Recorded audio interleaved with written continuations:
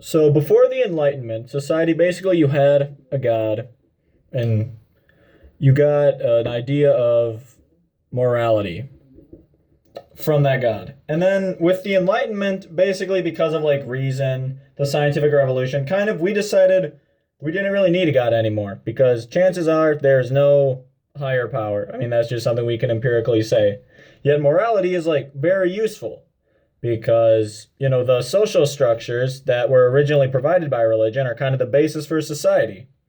And so since the 18th century, around 300 years ago, it's just kind of been philosophically accepted that there is a universal morality, but not a God. And we can't really explain why. We just know that it works better than any sort of, zealous religious philosophy or nihilism. And just that's why it's accepted. And so we've invented and then solved a whole bunch of other problems since the 18th century, but not really this one. So I'm going to be attempting to kind of prove that there is not a God, but is a universal morality. And this is going to be kind of weird because it's going to be almost like a mathematical proof, which I don't know if that's something people do that much in moral philosophy. I'm not a moral philosopher, but like I'm just going to be attempting to do this because I'm not an adult yet. And if I manage to make progress towards this whole philosophical thing before I turn 18, it's going to be kind of dank. So yeah. So basically we're going to assume first that there is a God. And then we will assume that there is not a God.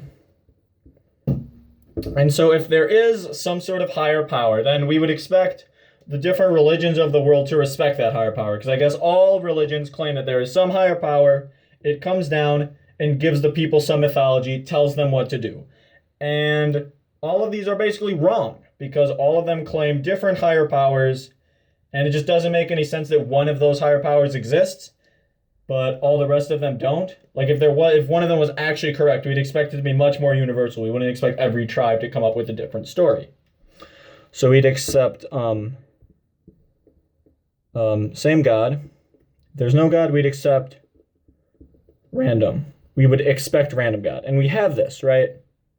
And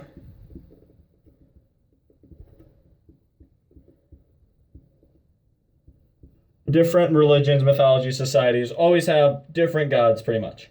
And now let's expect there is universal morality. And by universal morality, I just mean things like, don't hurt people. Like, where does this come from in the universe? Because we've decided it doesn't come from a god. And there's no point in really saying it does because we just know that there is no higher power. So then where is it coming from? We have to explain.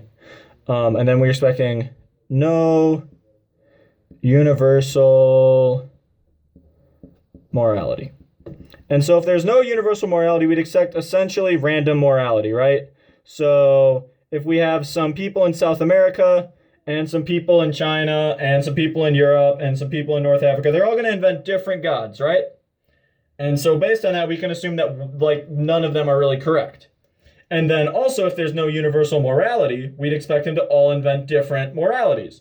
And oftentimes the morality of different societies are, well, basically that's what we can assume if there is no universal morality, right? They would come up with random different moralities. I might be misspelling this. Oh well. Just like they'd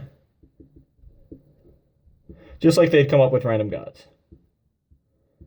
My handwriting is not good. But if we observe different societies throughout history, pretty much all of the gods, despite the fact that the gods are different, and we can rationally say that none of those gods are real, they pretty much always advocate for don't hurt people, have some level of respect for authority, and like basically respect the family kind of, that the family is important to society. This is something that's universal throughout all religions, even if the gods are different.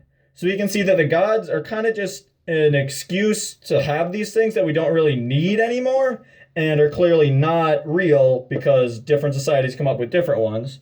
And we can circle this over here because we find that different societies, even when they don't have contact with each other, like if you want to study pre-Columbian societies in the New World, and then probably like European and Asian societies, like all of them have some sort of morality that is similar to each other despite not having contact. So that's kind of in the universal morality, essentially, of don't hurt people, family values, etc., is kind of just an emergent property of society. We can thus deduce from this, but the God that claims it is not. And so basically, this is the best way I can come up with, and I don't know if anyone else has tried doing this, but this is the best way I can come up with for explaining what philosophers have basically agreed on since the 1700s, but haven't been able to fully explain as far as there being a universal morality, but not being a God. So, yeah, hope y'all enjoyed that. Bye.